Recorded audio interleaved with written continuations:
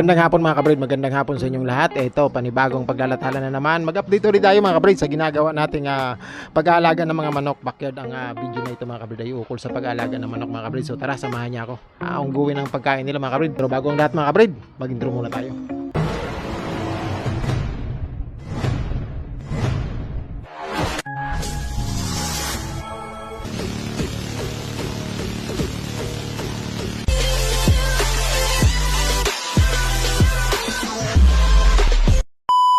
Ayun na nga mga kabrid, so samahan nyo ako mga kabrid, mag-unboxing tayo mga kabrid ng ating pagkain ng manok. So bumili tayo ngayon mga kabrid ng ating mga pagkain ng manok mga kabrid dahil ubos agad. 3 araw lang, ubos agad yung mga tigli 5-5. So dahil kapos tayo sa budget ngayon, back to 5-5 mga kabrid. So tara, isali natin ang ating mga ginagawang at binibiling pagkain mga kabrid ng ating manok. Depende sa kanilang edad. At saka ipakita ko rin sa inyo ang mga mixture na ginagamit natin. So yan mga kabrid, unboxing mga kabrid. Unboxing tayo ng ating pagkain ng manok mga kabrid. So yun kikita nyo naman mga kabrid. Ayan yung crack corn natin na 2 kilo.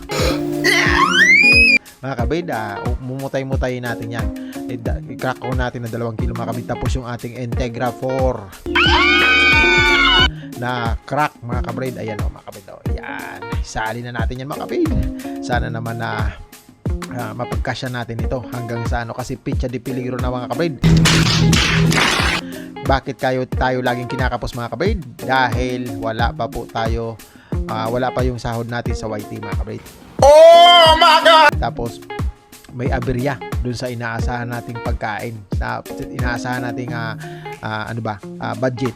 Dahil po kaya nga po hindi ako nakapag-renew ng ating mga membership mga kabrid at hanggang ngayon nahihiya tayong magkapasyal-pasyal sa iba dyan kasi ang tagal na.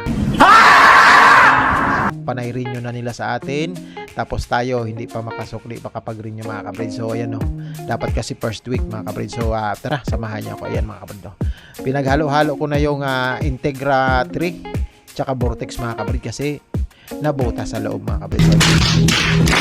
Salin-salin para mahalo mga kabrid, sinasalin-salin ko yan. Bukod sa kinakalkal ko sa ilalim mga kabrid, sinasalin natin yan yung ating mixture. Ito ay para po sa mga tandang tsaka sa ating mga babaeng inahin mga kabrid. Hindi natin sila ngayon pinapaitlog dahil iniiwasan natin mangitlog ng mangitlog ang mga inahin natin kasi namumutla na ang mga inahin natin. Lalagay naman tayo ng B12 sa kanila pero parang naaawa din tayo. Kapal ng mukha mo! Na bibigyan sila natin ng pagkain pampaitlog mga kabrid. So ayan salin ulit natin sa ating mahiwagang lagayan ng biskuit mga kabrid. Alright! Ayun So ito mga kabrid na pinapakita ko sa inyo mga kabrid, simpleng pangyayari sa ating munting pag-aalaga ng manok, mga daily habit, lahat ng natural, walang halong kung kayabangan na gwapo ang manok, mag-ayos ang manok, magaling yung manok Sinasaludoan kita. Hey!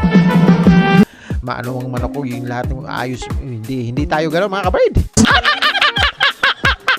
Ang pinapakita natin mga kabrid ay ang tamang pangyayari sa ating backyard. Wala tayong halong preparasyon or yung mga nangyayari dyan.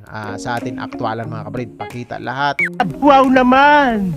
Wow! Para kahit pa paano yung mga nangyayari sa inyo mga kabrid, yung mga hinahangaan yung idolo mga kabrid, iba sa tunay na buhay mga kabrid. So ang pinapakita namin is tunay na buhay.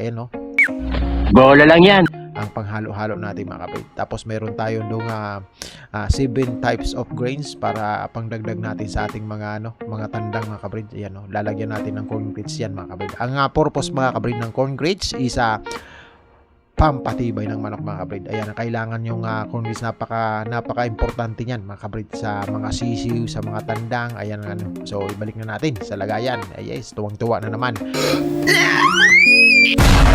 Nakahinga na naman tayo ng maluwag kasi puno na naman ang lagayan ng pagkain ng manok mga kabrid. So ayan nilalagyan ko mga kabrid ng kanin.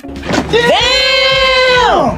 ang laking tulong nito, pampalubo ng pangangatawan ng ating mga alaga, pampalusog pati mga kabrid. So yan o, yung yung dilaw natin is yung sa mga sisiw, tapos itong sa berde is yung sa mga tandang natin mga kabrid. So yan o, pakita ko sa inyo ang pag-ano din ng mga saging na itong kahit kanin-kanin lang ang pagkain natin, dahil kapos tayo, marami tayong nilalagay na kanin, dito naman tayo bumabawi. Napakasustansya po ng saging. Nice. Saging na saba, saging na kahit basta saging mga kabrid, basta hinog, napakasustansya po yan sa panghalo ng pagkain. Pag natikman po ng ating mga alaga yan mga kabrid, Paano masabi? kahit busog na yung mga yan, kakain pa rin yan sa sobrang sarap ng timplada natin mga kabrid. Siyempre, alam natin ang pakiramdam ng ating mga alaga. Pansin natin kapag nakakatikim sila ng masarap mga kabrid, kasi kahit busog na po ang mga alaga natin, kain pa rin sila ng kain mga kabrid. So tayo na lang din ang magkocontrol mga kabrid. Sabi ko nga sa inyo, dapat kontrolado natin lahat pagdating sa pag-aalaga, para lahat ng behavior nila, yung pangangatawan nila, diskarte nila sa buhay nila mga kabrid, Hindi totoo yan. kontrolado na tayo, naayon sa ating pamamaraan mga kabrid. So yan o, i-blender natin mga kabrid. Naka-blender yung mga ganyan mga kabrid pagdating sa akin mga kabrid. Yan o, yan. Ang haba na rin ang servisyo nitong blender sa atin. Alright. Puro lang to sa pagkain ng manok mga kabrid. Ayan o. Diyan ako nagbi-blender ng bawang mga kabrid pag panay ulan. Bawang ang biniblender natin, antibiotic, normal na antibiotic pag nakikita natin medyo sisipunin ng mga alaga natin. Tsaka yung dahon po ng oregano mga kabrid. Oh my God! Hindi ho tayo nagbabaksin mga kabrid, pero bihira po sa ating mga alaga ang nagkakasakit, dahil po ang pagkain natin minsan mga kabrid, once in a week, twice a week is mayroong ganon. Minsan twice a week na oregano, dahon, biniblender natin yan, tapos saka natin inahalo dyan sa ating pagkain ng manok. Tapos minsan is yung bawang mga kabrid, pagtingin natin kailangan ng antibiotic. Ang mga kasi mga kabrid, ang mga ganyang pagkain ng manok mga kabrid, pag mayroon sa loob niyan ang katawan ng ating mga alaga mga kabrid, hindi sila dikitin ng mga sakit-sakit ba, ng mga sipon-sipon, hindi sila dikitin, kasi yung pangangatawan nila mismo ay mayroong protection na sinasabi. Para lang naman po sa akin yun, para lang sa akin. So nakikita ko sa mga alaga ko, dahil wala akong vaccine, dito ang mini-maintain ko. Hindi kasi ako pwedeng mag-vaccine mga kabrid, kasi yun ang napagkasunduan ng mga kalapit na backyard ko dito mga kabrid. Tama kayo. Ako naman eh. So ayan o, ready to serve na yan mga kabrid. Tara na let's. Alright.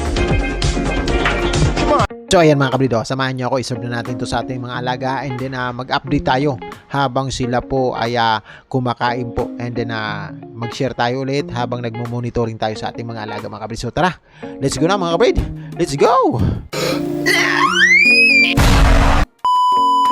Mga kabrid, samahan niyo ako tuloy-tuloy sa pagkain ng ating mga alagang manok, sa ginawa nating serving ng ating wheat feeding mga kabrid. Wheat feeding po ang ating laging pamamaraan sa ating mga alagang manok, dahil dito subok tayo at medyo master na natin ang serving ng ating pagkain ng mga manok sa pamamagitan ng wheat feeding mga kabrid. So yan ongoing sila. Medyo madudungis pa ang ating sitwasyon mga kabrid, dahil hanggang ngayon patuloy pa rin po ang pag-ulan ng malakas sa ating backyard area mga kabrid. So yan, kumakain ng ating mga alagang sisiw, ubos na ubos ang serving natin mga kabrid sa kanila. So inaano rin natin yan, kinukontrol din natin ang kanilang pagkain mga kabrid, dahil hindi maganda sa ating mga alaga na ang development nila is masyadong mabibigat sila mga kabrid. So kita naman sa ating mga sitwasyon ng mga kabrid ng ating mga alaga kung gaano sila katatakaw, dahil sa pag-aalaga po ng manok mga kabrid, mas maganda-ganda na pag-control mo ang kanilang appetite or yung gana nila ng pagkain. Medyo nakikita mong matatakaw sila mga kabrid, ibig sabihin kaya mo ding kontrolin ang pangangatawan nila mga kabrid. So pag control mo ang kanilang appetite, control mo ang gusto mong kalaki ng katawan nila mga kabrid. So ayan ayusin natin to mga kabrid. Itong mga patokaan nila mga kabrid, iaangat natin yan, iaangat natin. Yung dito naiangat na natin mga kabrid, kita nyo mga nakaangat na yan, yung mga patokaan na yan mga nakaangat na yan sila. Kailangan na nilang dungawin ang kanilang patokaan. Dati nasa baba yan mga kabrid. isa yan sa proseso natin sa pagpapalaki ng maayos na manok mga kabrid, ang pag-aangat sa kanilang mga patukaan para kahit papano tumitingala sila. Yung kanilang pagtangkad is na ibibigay talaga natin sa pagpapakain pa lang mga kabrid. So hanggang dito na lang mga kabrid ang munti natin paglalathala sa araw na ito. Maraming salamat sa patuloy na panonood at pagsabay dyan sa ating munting paglalathala ng pang araw-araw na video ukol po sa pag-aalaga ng manok mga kabrid. Maraming salamat at sana lagi po kayong nasa maayos na kalagayan at maya-maya po ay magsisida po po yan mga kabrid, tapos continuous lang tayo sa pagmamonitoring. Maraming salamat po sa inyo, and then hopefully mga kabrid, lagi po kayong nasa maayos na kalagayan. Thank you po.